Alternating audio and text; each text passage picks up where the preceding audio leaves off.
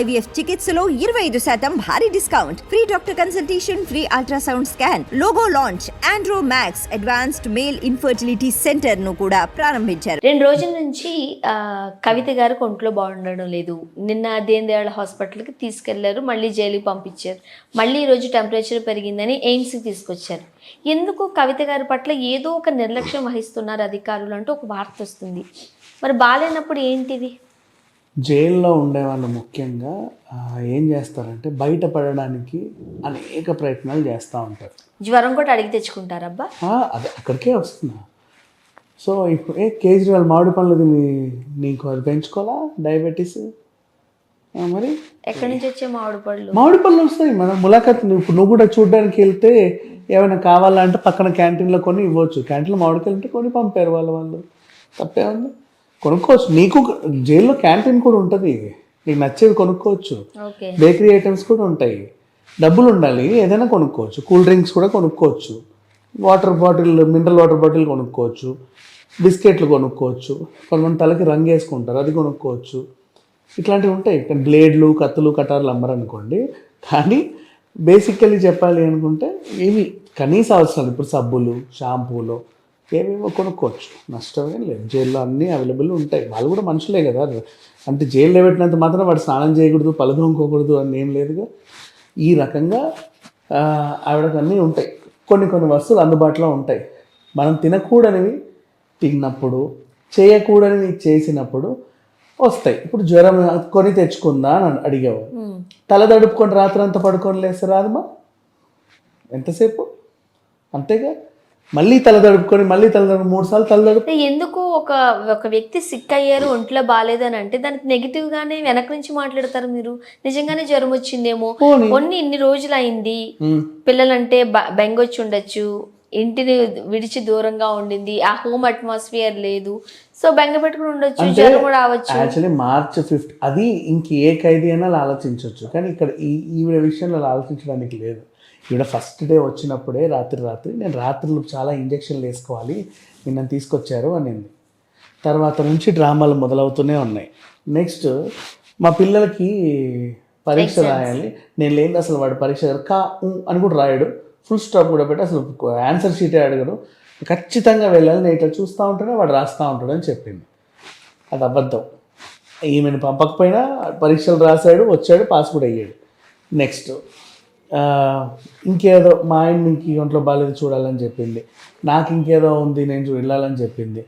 ఎన్ని అవకాశాలు వచ్చినా కూడా ఈవిడ ఎలక్షన్ టైంలో నేను క్యాంపెయిన్ చేసుకోవాల్సిన అవసరం ఉంది, నేను చాలా ఇంపార్టెంట్ తెలంగాణకి, నేను వచ్చి చెయ్యితే తప్ప మా అన్న గెలవడం అని చెప్పేసింది. మా తల్లి కూర్చోండి, వాళ్ళ పనాలు చేసుకుంటారు. మరి కేజ్రీవాల్ని పంపావు కదా అని అడిగింది. ఆయన ఎందుకు పంపావు అని అడిగితే తను ప్రజల చేత ఎన్నుకోబడిన నాయకుడు. సో ఎలక్షన్లో ఆయనకి మళ్ళీ ప్రజలకి ఇలా చేతి రూపాల్సిన బాధ్యత ఉంది, అదైనా హక్కు. అండ్ అతనేం సీరియల్ నేరస్తుడు కాదు, రైట్? ఒక 10 సార్లు తలుపు కొడితే ఆయన తీయనందుకు వీళ్ళు వెళ్ళి తీసుకొచ్చారు, అంతే. సమన్లు 10 సార్లు పంపినా రాలా. ఈమె విషయం ఏంటి అంటే ఈవిడ మీద అభియోగాలు బోలెడు. అండ్ నెక్స్ట్ ఈమె జనం చేత ఎన్నుకోబడిన నాయకురాలు కాదు.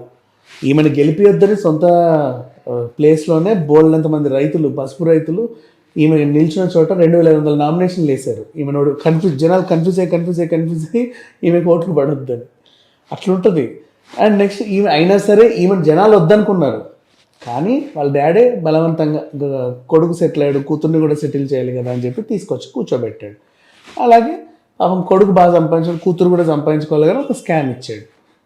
పాపం ఆమెకు సరిగ్గా మెయింటైన్ చేసుకోలేక దొరికిపోయింది. ఇది ఓవరాల్గా జరిగింది. అండ్ మొన్న కూడా మీడియా ముందుకు వచ్చేటప్పుడు ఏమో రంకెలేస్తుంది, లోపల కూర్చున్నప్పుడల్లా సైలెంట్గానే ఉంటుంది. విచారణకు తీసుకెళ్ళిన ప్రతిసారి రంకెలేస్తుంది, మామూలుగా కూర్చున్నప్పుడు మామూలుగానే ఉంటుంది. సో ఇక్కడ కవిత కాబట్టి ఆవిడని అసలు నమ్మాల్సిన అవసరం లేదంటున్నా. నిజంగా జ్వరం వచ్చినా కూడా నమ్మాల్సిన అవసరం లేదు, ఎందుకంటే 99% అది అబద్ధమే ఉంటుంది. వీళ్ళు మాట్లాడే దాంట్లో, వీళ్ళ నాన్న మాట్లాడినా, వీళ్ళ అన్న మాట్లాడినా, ఈమె మాట్లాడినా 99% అబద్ధమే ఉంటుంది.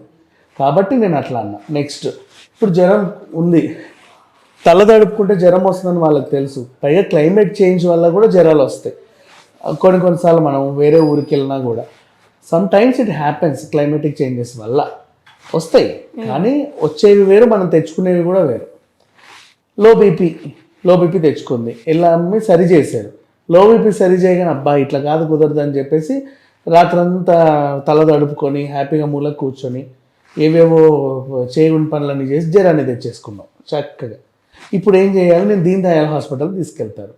ఏం చెప్తారు, ప్రాణాంతకమైన వ్యాధి అయితే కాదు కదా. తీహార్ జైల్లో మహిళా ఖైదీలు కొంతమంది ఉంటే అక్కడ హాస్పిటల్లో కూడా కొంతమంది ఖైదీలు ఉన్నారు. అండ్ నెక్స్ట్ వికలాంగ ఖైదీలు కూడా ఉన్నారు. అందరికీ ఉంటాయి అవసరాలు, అందరికీ వస్తాయి రోగాలు. ఓకేనా. దీనికి కోర్టు ఏం అడిగిందంటే ఒకసారి మాకు ఢిల్లీ ఎయిమ్స్కి రిఫర్ చేసి ఇవిడ మెడికల్ రిపోర్ట్ మాకు ఇవ్వండి అని అడిగారు. ఓవరాల్ జరిగింది.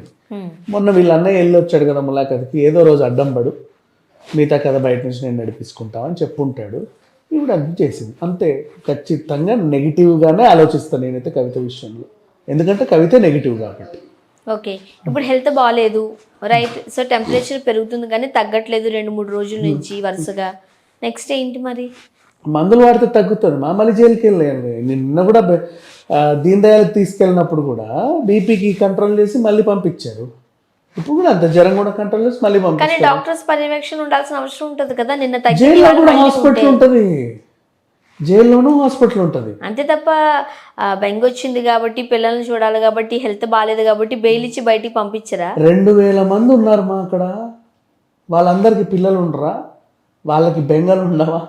వాళ్ళకి సంసారాలు ఉండవా? సిసోడియా వాళ్ళ ఆవిడకి పాపం క్యాన్సర్, 1.5 సంవత్సరం ఉన్నాడు లోపల. వాళ్ళెవరికి మనుషులు కదా.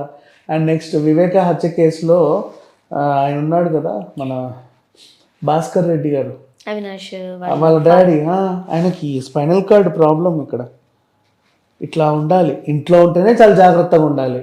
అలానే తీసుకెళ్ళి నువ్వు గవర్నమెంట్ హాస్పిటల్లో పడేసావు. ఉన్నాడుగా, బోల్డ్ అని నెలలు ఉన్నాడు. ఇవన్నీ అందరికీ ప్రాబ్లమ్స్ ఉంటాయి. కవిత ఒక్కతే మనిషి అని అనద్దు. పక్కన సీఎంఏ ఉన్నాడు, ఆయనకు కూడా ఒంట్లో బాగాలేదు, తనకి డయాబెటీస్ ఉంది, ఇన్సులిన్ వాడాలి పేషెంట్ తను కూడా. అందరూ ఇప్పుడు ఉన్న 1000 మందిలో 800 మంది ఉంటారు పేషెంట్లు. అంటే ఒక మహిళగా ఉన్నారు, తల్లిగా ఉన్నారు, ఆరోగ్యం బాగాలేదు కాబట్టి ఈ రీజన్స్తో కనీసం పిల్లల్ని చూసుకోవడానికైనా పరోల్ మీద పంపించడం ఏదో ఉంటుంది కదా ఆప్షన్స్. ఇన్ని జాలి దయలు కావాలి అనుకున్నప్పుడు ఇట్లాంటి పెంట పనులన్నీ చేయొద్దు. అప్పుడు ఉంటుంది అంతే. అందరికీ ఉంటాయి ఫ్యామిలీస్, ఈమెకే ఉండాల్సిన అవసరమే లేదు. కాకపోతే మహిళ అన్నావు కాబట్టి కొన్ని అవకాశాలు వాళ్ళకు కూడా కల్పించాలి. ఇప్పుడు లేడీస్కే పాపం శానిటరీ ప్రాబ్లమ్స్ ఉంటాయి. జైల్లో శానిటరీ ప్యాడ్స్ కూడా అందుబాటులో ఉండాలి వాళ్ళకి. నెక్స్ట్ అంటే ఫ్రీగా కూడా ఇవ్వాలి. కొనని స్తోమత లేని వాళ్ళు కూడా చాలామంది ఉంటారు, కానీ ఉండలేని ఏరియాలో ఉన్నప్పుడు. అండ్ నెక్స్ట్ మహిళలు కాబట్టి శారీలు కట్టుకుంటారు కాబట్టి వాళ్ళు రోజు 4-5 వస్త్రాలు వేసుకోవాలి ఒంటి మీద. ఆ కంజెస్టెడ్ బాత్రూమ్లే ఉంటాయి, విశాలమైన బాత్రూమ్లు ఉండవు కొంతమందికి. అండ్ లేడీసే ఉన్నప్పటికీ కూడా చాలామందికి సిగ్గు ఉంటుంది, అంతే కదా. లేడీసే కదా మార్చుకోండి, ఇంత ఈజీగా మార్చుకోలేరు. ఆ బాత్రూమ్కి వెళ్ళే మార్చుకొని వస్తారు. అక్కడ అంతా ఫుల్ కంజెస్టెడ్గా ఉంటుంది, చేయలేదు. ఇవి కష్టాలే ఒప్పుకుందాం, కానీ ఇది లిక్కర్ కవిత కష్టాలే కాదు, అందరికి వచ్చాయి ఇలాంటి కష్టాలు, అందరికీ ఉంటాయి ఆ రకం. సో చూడాలి ఏం జరగబోతుందో. Thank you so much.